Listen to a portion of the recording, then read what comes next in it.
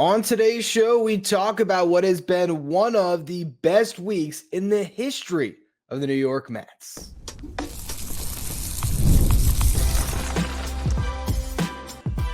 You are Locked On Mets, your daily New York Mets podcast. Part of the Locked On Podcast Network, your team every day. Hello to all you amazing Mets fans. You're watching Locked On Mets, part of the Locked On Podcast Network, your team every day. I'm your host, Ryan Finkelstein. If you want to find any of my work, follow me on X at Finkelstein Ryan. You can also find some of my writing at justbaseball.com, where I work as the managing editor. This episode is brought to you by Booking.com, Booking.yeah. The right stay can make you a fan of any city, even your baseball rivals. Book today on Booking.com, the official accommodation partner of Major League Baseball. Get the Booking.com app today. A week ago, the New York Mets were set to begin their series with the Milwaukee Brewers. Not their wild card series, their supposed final series of the season, the last series that was supposed to be on their schedule. And the Mets had not played in a couple days as that series in Atlanta had been washed away due to the hurricane. So the Mets had their back against the wall a little bit. They had to go into Milwaukee and they had to win some games to ensure that they would be a playoff team. A week ago, we did not know if the Mets were even going to make it into the dance. They lose the first two games, and now we really don't know if the Mets are going to make it. Luckily, they won on that Sunday, the final game in Milwaukee before their pit stop in Atlanta. David Peterson, 7 shutout innings. The Mets score 5 runs. Beat the Brewers by a score of 5-0, and then it's on to face the Braves. That was Monday. Today is Friday. What has happened in the past 4 days has been franchise altering. The New York Mets have somehow pulled off 2 of the most remarkable victories that this franchise may ever see. And it has turned us Mets fans into giddy children, and I absolutely love seeing all the reaction videos, all of the grown men losing their minds. It's been such an insane week. Oh, that's it. I can't get over the fact that it was 4 days, and that's what the wild card round does for you. It puts stakes on these games that are massive, and the New York Mets are in the NLDS. For this team to go into Atlanta for that doubleheader and win that first game the way that they did, it made you believe this was a team of destiny. For them to start off their wild card series and just put a beating on the Brewers in that first game, it made you think this was a team of destiny. For the Mets to get up early in game 2 and look like they were heading towards a sweep, we were all ready to see Mets versus Phillies in the NLDS. And then game 3, a pitcher's duel turns into the Mets' worst nightmare as Jose Butto gives up a couple home runs and the Mets are on their last breath when Pete Alonso delivers a 3-run homer to put the Mets up in a game that they trailed with only 2 outs left in their season. And then they get another run. David Peterson comes on. He notches the first save of his career. And this Mets team has done it. They have gotten to a point where there are now only 8 teams left, only 4 teams left in the National League. And the Mets are one of them. And they now get a chance to square off against their division rival after playing a part and their other main division rival getting eliminated early in the Braves. Now it's Mets Phillies. This past week has been so iconic.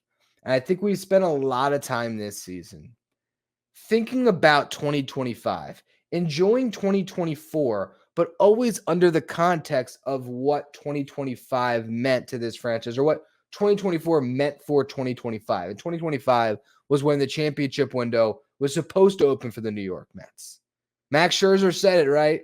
That's when the Mets plan to contend. And I've told you on this show that the Mets told Max Scherzer what they needed to get him to waive his no-trade clause. And all of a sudden now Luis Angel Acuna has celebrated more times than Scherzer ever did in a Mets uniform. Luis Angel Acuna has 2 champagne showers now that he's gotten a chance to be a part of, And he is now one of these pieces of a Mets team that is so incredibly likable. All year, we talked about this just being a year where the Mets wanted to make the playoffs, just get to the playoffs. It's a successful season. That's been the narrative the entire way. But the beautiful thing about this game is last year, the Arizona Diamondbacks just getting to the playoffs was a victory for them. In some respects, even just winning a round for the Texas Rangers was a victory. But those teams who entered the playoffs as relative underdogs, at least based on their positioning, for the Diamondbacks, of course, for the Rangers, really good season. But when they squared off against the Astros in the ALCS, no one was giving them a shot. And they end up winning the World Series. The reason why I say all of this, the New York Mets are now, today, 11 wins away from a championship. Seems like it was always far-fetched that it could happen. But at a certain point, after you watch one of the greatest weeks in the history of this franchise, why isn't it their time right now? Why shouldn't Mets fans have the ultimate hope that this team that has just been so much fun all year long has now found that secret sauce? And that secret sauce is an ability to perform in the biggest moments when the pressure is at its all-time highest, to be able to deliver and win with your back against the wall. It is a trait that has been put to test for months and months and months, and this team always shows up and finds a way. You hear them all talking in the post-game celebration where there's champagne flowing and beers are getting poured everywhere. They all believed. I took a lot of heat on social media that I'm, reeling from now a little bit as I'm looking back. It wasn't I guess there's just a couple people with some loud voices not happy with my stream of the game after the game and my tweets, which I promise you I've been doing all year. And the intention is always you say the thing you don't want to happen and you try to reverse jinx it. I know some of you get it, some of you don't, but regardless, you can look at the tweets that I put out during that game at Finkelstein, Ryan. Why not plug that? And you can say I didn't believe. And I will own it to a certain extent. I know in my heart, I was still pulling for the Mets the whole way. And I know that when I sent those tweets about Pete Alonso losing faith, it was in hopes that he would deliver the moment that we all got. But I'll tell you what, certainly not what the Mets were saying in that celebration. And prior to it, before it happened, Jose Iglesias telling Pete Alonso, you're going to hit a home run here. Carlos Mendoza thinking, man, we're going to get the job done. Steve Cohen, I believe, even said that there was still belief that the Mets were going to get the job done. All these guys sort of echoing the same thing. They never doubted themselves. And that lack of self-doubt, that complete faith and buy-in up and down this roster that this team is meant for something more. That their season wasn't supposed to end on Monday. It wasn't supposed to end on Thursday, and it's not meant to end even a week from now in this series against the Phillies. This is a team that just put together one of the most remarkable weeks that you're ever going to see, and they could only build off of it and top it once, twice, maybe three times over. And this might be the ultimate New York Mets season. But regardless of where it finishes from here, the week that we just saw, that's going to go down in history. And that makes this one of the best seasons that this franchise has ever had. But now they can get greedy, and I want to talk about that next. Why it feels like the stars are aligning. There's some under-the-radar aspects of why you could believe this team is going to win the World Series this year. I can't believe I just said that, but I did. So we're going to go through that in just a minute. First, though, quick word from our sponsors. Today's episode is brought to you by Tonal. When life gets busy, fitting in a workout can be stressful. With Tonal, you can get efficient workouts personalized just for you that are available with the amount of time you have. Tonal is the world's smartest and most effective strength training system that helps you get stronger. Powered by AI, Tonal learns with every rep so it can deliver workouts personalized just for you. It's like having a personal trainer at home with you, as Tonal will optimize every workout just for you. From professional athletes to moms of three, Tonal is trusted by thousands but become their strongest. And right now, Tonal is offering our listeners $200 off of your Tonal purchase with the promo code LOCKEDONMLB. That's Tonal.com and use the promo code LOCKEDONMLB for $200 off your purchase. That's Tonal.com, promo code LOCKEDONMLB for $200 off. If you're an everyday listener of the show, make sure you become a Locked On Mets insider. This is our texting service where you get updates from me anytime news breaks on the Mets. You can ask me questions anytime. You can also take part in our Locked On Mets sign photo giveaways, and you get the lineup graphic sent to your phone each day so you know who's in the starting lineup without ever having to go on social media. If you want to be a Locked On Mets insider, find the link in the episode description. Go to subtext.com/LockedOnMets. All right, so I want to talk a little bit about some of the under-the-radar things that just make you wonder about if this team is a team of destiny. I've mentioned the first one in recent shows, but it's worth repeating. The Buck Showalter curse, or I guess it's not a curse. What's the opposite of a curse? The Buck Showalter incentive? The Buck Showalter bump? Twice, Buck Showalter was fired and the team went on to win the World Series. 1996 Yankees and the 2001 Diamondbacks. Now, first season without Buck Showalter, the New York Mets have made the playoffs in dramatic fashion, and they've won a playoff round in even more dramatic fashion.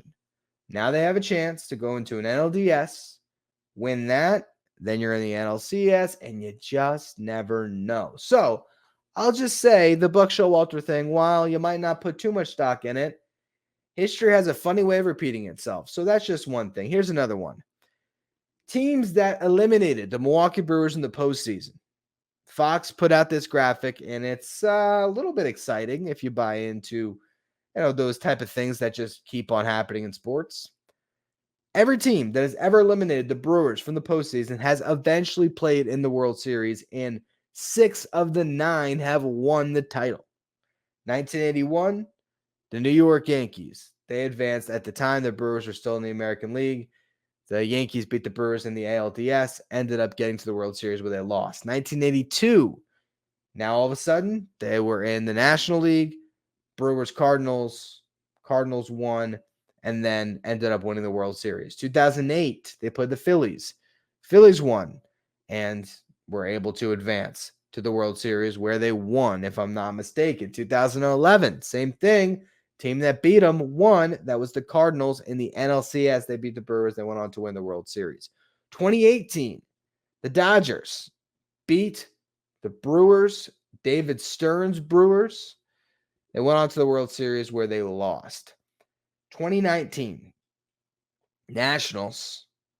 They played them in the wild card round. The Nationals won. They went on to win the World Series. 2020, the Dodgers beat the Brewers in the wild card, went on to win the World Series. 2021, the Braves beat the Brewers in the NLDS, went on to win the World Series. And then last year, the Diamondbacks beat the Brewers in the wild card round, went on to make it to the World Series. So now you have your New York Mets. Are they going to make it to the World Series? And if so, will they win it? And could this have been just that first step? It could have been. It really could have been. The Mets are a team that has been the best in baseball for 4 months. They can beat anybody. And the Brewers were a really tough team. But good enough pitching and some timely hitting. And your New York Mets have advanced to the NLDS. And you think about all the narratives of this season. They play so well to a DVD. We all think about that, right? The championship DVD, or at this point, the Blu-ray. I don't even know. They just released it on YouTube, probably. But you can see all the moments that would be part of that. The Winker home run, the Alvarez walk-off, the last 2 games, or last 2 giant wins, I should say. The one on Monday against the Braves, the one tonight. So many different things. OMG, Grimace. What was the dude? The Rally Pimp. The Wiener Dog. I mean, it's just endless. And so it does make you start to wonder, all right, like, how much hope should I have? And at this stage, I think it's fair for fans to really dream here. Dream about what could be. Can the New York Mets actually go on to win the World Series? everything is falling into place where it seems like that is a distinct possibility, because if you could beat the Braves that way, if you can beat the Brewers that way, who's going to stand in your path that you can't beat? The next team is a really tough one, but they've had a long layoff. So that's going to lead us into our final segment here. The next path to a potential title is through Philadelphia. Can the New York Mets beat the Phillies and advance to the NLCS? I want to talk about some of the reasons to believe in the Mets and some of the areas that you might still be concerned. So we're going to get to all that in just a minute. First, though, another quick word from our sponsors. This episode of Locked On Mets is brought to you by Booking.com. Booking.yeah. Explore the U.S. cities you've always secretly wanted to learn more about. I'm talking about your rival cities. And the Mets are about to play in Philadelphia. If you want to be there for that series, use Booking.com. With hotels, bed and breakfasts, vacation rentals, resorts, so much more on Booking.com. You might just find your perfect stay, even in your baseball rival city during the postseason. With Booking.com's wide variety of choices that go across the U.S., you can go incognito to all of your baseball rival cities. Booking.com delivered the exact right stay for you. No matter what team you're rooting for this postseason, Booking.com can make you a fan of any city, from hotels that looks over the stadium to family-friendly resorts to cute bed and breakfasts. Booking.com has so many choices across the U.S. Even your baseball rivals can have a stay that you will enjoy. Booking.com, Booking.yeah. Stay up to date with all the latest in the world of sports when you check out Locked On Sports Today, streaming 24/7 on YouTube. Let's talk about this upcoming series. Reason to believe in the New York Mets. They have played well against the Phillies this year. They've won 6 out of their 13 matchups. So they did lose the season series, but not by much. And there was 2 games in Philadelphia that easily could have gone the other way at the end of the season, where maybe the Mets would have won the season series.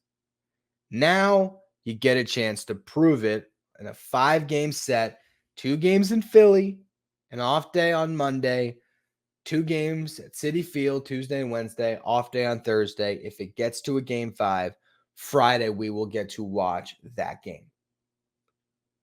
Phillies have been waiting around. They last played on Sunday, so they have had, by the time that the Mets actually play the Phillies in game 1, 5 full days off. They're going to have to prove that no matter what the format, no matter what part of the format they are trying to get to the World Series from, whether it's as a wild card team or now as a division leader who got a bye, they can get the job done and they can win. They have to dispel any notions that the only reason why they beat the Braves the last couple of years is because they were riding momentum. Well, now the Mets can punch them in the mouth and just eliminate them early from the playoffs. Take this great season they had, and all of a sudden, who had the best season in this division? The New York Mets. That can happen. How does it actually come through? First and foremost, I love the lineup the Mets put out there today, with Francisco Lindor batting leadoff, Mark Vientos second, Brendan Nimmo third, Pete Alonso cleanup. That, to me, is how you should keep rolling it out there, because those are the 4 guys that could break a game open at any time. You also have Starling Marte clearly locked right now. He looks fantastic, consistently getting hits. You have Iglesias who's been doing that for weeks now. And then you also have some of these guys that are wild cards. Jesse Winker playing a big role in the game today. JD Martinez, Harrison Bader defensively, Luis Angel Acuna defensively with his speed. It's just a very deep roster. I think they have what it takes to go into Philly and put some crooked numbers up against a really good starting pitcher, kind of shock that crowd a little bit and steal a game. Then you come home, you handle business in New York. You don't even have to go back to Philly. So the Mets have a group that is battle tested now. And I think that does bode very well in this series. Another thing, you look at the pitching, and the starting pitching has been really good lately. So as much as you can say, oh, well, the Phillies have Wheeler, they have Nola, they have Christopher Sanchez, they have Ranger Suarez. They are locked and loaded 4 deep. They are ready to go on a run with that rotation. The Mets have 5 guys right now that are throwing the ball well, between David Peterson getting the close today, Jose Quintana, the save today. Jose Quintana, 6 strong innings. Tyler McGill, able to hold up since he's been back in the rotation. Luis Severino, Sean Manaea.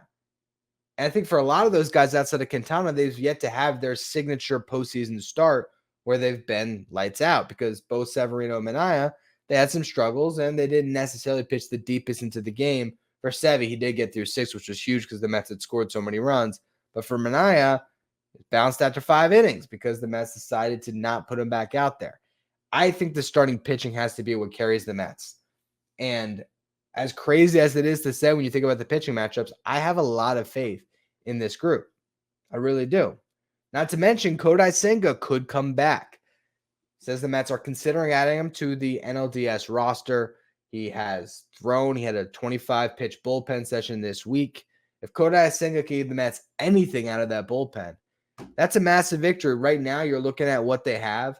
They're running out there when it comes to their bullpen, and they had Max Kranick in there for this series. Now, Kranick was only there because Tyler McGill was not. He wasn't going to pitch in this series, so the Mets held him off the roster. But Kranick, I mean, he won't be there. You're going to replace those two, but it just shows you there wasn't a lot of great options. And so beyond him, when you think about the possibility of adding Senga into the fold, you look at the guys that are still in that bullpen. Why would you want Huascar Brazaban over Kodai Senga? Obviously, if Senga's not healthy, but if Senga can prove health here, to me, it's a no-brainer to add to your bullpen because it just gives you another weapon. You could have closed the game tonight with Kodai Senga if he was available.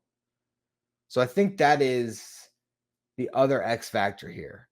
Ultimately, this series will probably be decided by the pitching, and I do believe the Phillies have better pitching overall, but the Mets have guys that can step up like Quintana did today.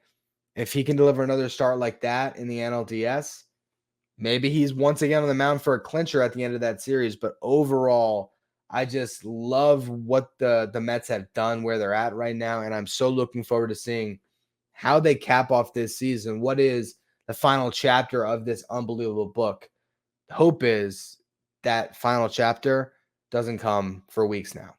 Anyway, that's going to be all, though, for today's edition of Locked On Mets.